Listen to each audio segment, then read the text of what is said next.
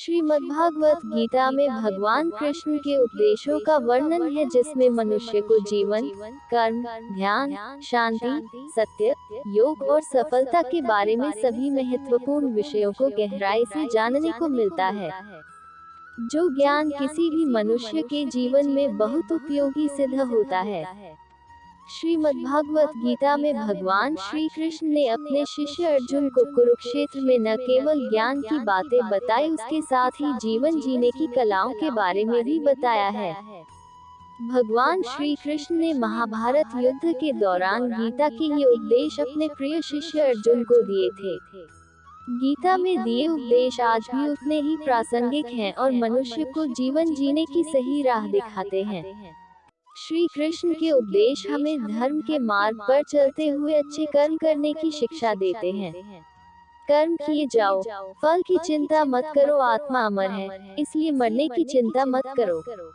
इस संसार में कुछ भी स्थायी नहीं है। नर्क के 3 द्वार हैं, काम, क्रोध और लोभ।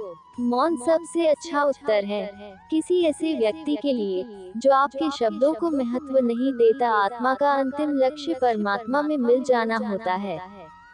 धर्म केवल कर्म से होता है, कर्म के बिना धर्म की कोई परिभाषा ही नहीं है।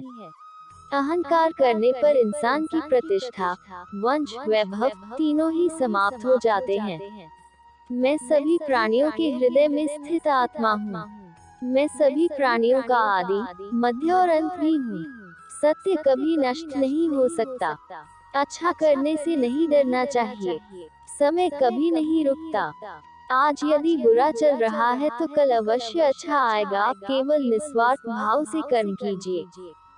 केवल वही आपके हाथ में है। मनुष्य कितना भी गोरा क्यों ना हो, परंतु उसकी परछाई सदैव काली होती है। मैं श्रेष्ठ हूँ, यह आत्मविश्वास है, लेकिन सिर्फ मैं ही श्रेष्ठ हूँ, यह अहंकार है। व्यक्ति जो चाहे बन सकता है, यदि विश्वास के साथ इच्छित वस्तु पर लगातार चिंतन करे। प्रेम सदैव माफी मांगना पसंद करता है और अहंकार सदैव माफी सुनना पसंद करता है। जो रास्ता ईश्वर ने आपके लिए खोला है, उसे कभी भी कोई बंद नहीं कर सकता। मनुष्य का जीवन केवल उसके कर्मों पर चलता है। जैसा कर्म होता है, वैसा उसका जीवन होता है। एक बार माफ करके अच्छे बन जाओ, परंतु दोबारा उसी इंसान पर भरोसा करके बेवकूफ कभी न बनो। मन की गतिविधियों, होश, श्वास और भावनाओं के माध्यम से भगवान की शक्ति सदा तुम्हारे साथ है। जीवन में आधे दुख इस वजह से आते हैं क्योंकि हमने उनसे आशाएं रखी जिनसे हमें नहीं रखनी चाहिए थी। मैं ही इस सृष्टि की रचना करता हूँ, मैं ही इसका पालन पोषण करता हूँ और मैं ही इस सृष्टि का विनाश करता हूँ। जब संसार में धर्म की हानि होगी, अधर्म की विजय, तब मैं इस पृथ्वी पर अवतार लूंगा। शांति से भी दुखों का अंत हो जाता है और शांतचित्त मनुष्य की बुद्धि शीघ्र ही स्थिर होकर परमात्मा से युक्त हो जाती है। हमारी आस्था की परीक्षा तब होती है जब हम जो चाहे वो न मिले और फिर भी हमारे दिल से प्रभु के लिए शुक्रिया ही निकले। लोग अक्सर सच कहने से बचते हैं या डरते हैं, पर सत्य कभी छुप नहीं सकता और न ही कभी मिट सकता है। कितना भी छुपा ले, पर सच तो उजागर हो ही जाएगा। जो बात सच पर आधारित हो उसे करने या कहने और मानने से कभी नहीं डरना चाहिए। इच्छा पूरी नहीं होती तो क्रोध बढ़ता है और इच्छा पूरी होती है तो लोभ बढ़ता है। इसलिए जीवन की हर स्थिति में धैर्य बनाए रखना। धर्म केवल रास्ता दिखाता है, लेकिन मंजिल तक तो कर्म ही पहुंचाता है।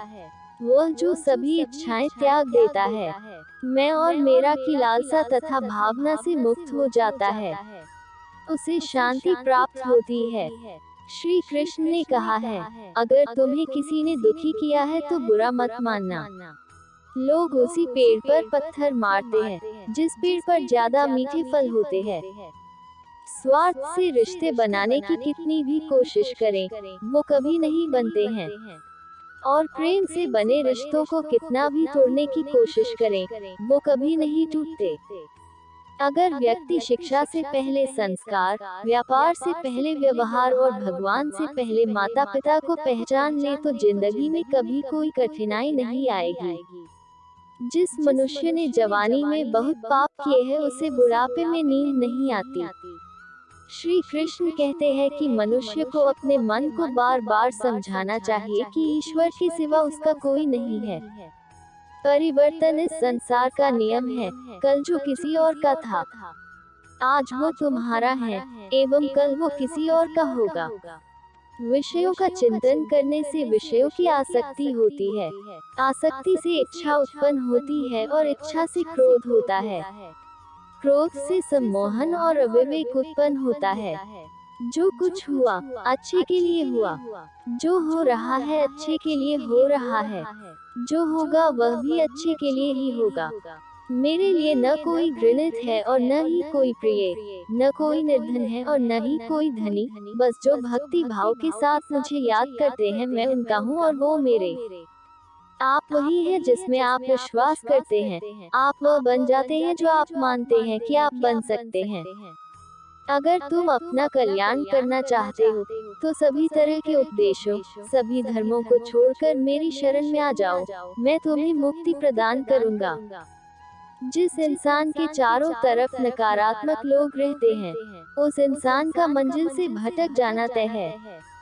जिंदगी में सब कुछ खत्म होना जैसा कुछ भी नहीं होता। हमेशा एक नई शुरुआत हमारा इंतजार कर रही होती है।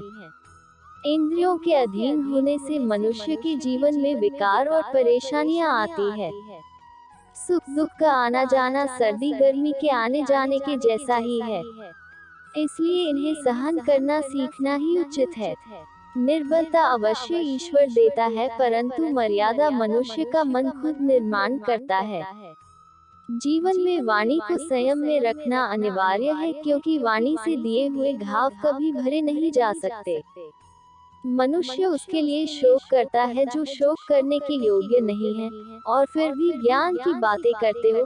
बुद्धिमान व्यक्ति ना जीवित और ना ही मृत व्यक्ति के लिए शोक करते हैं। मैं हमेशा तुम्हारे साथ और तुम्हारे आसपास रहता है, चाहे तुम कुछ भी कर रहे हो। जो हुआ अच्छा हुआ, जो होगा अच्छा होगा। स्वयं को मुझ पर छोड़ दो, अपने कर्म पर ध्यान दो। कर्म ऐसा जो स्वार्थ रहित पाप रहित हो।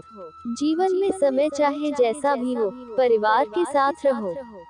सुख हो तो बढ़ जाता है और दुख हो तो बढ़ जाता है।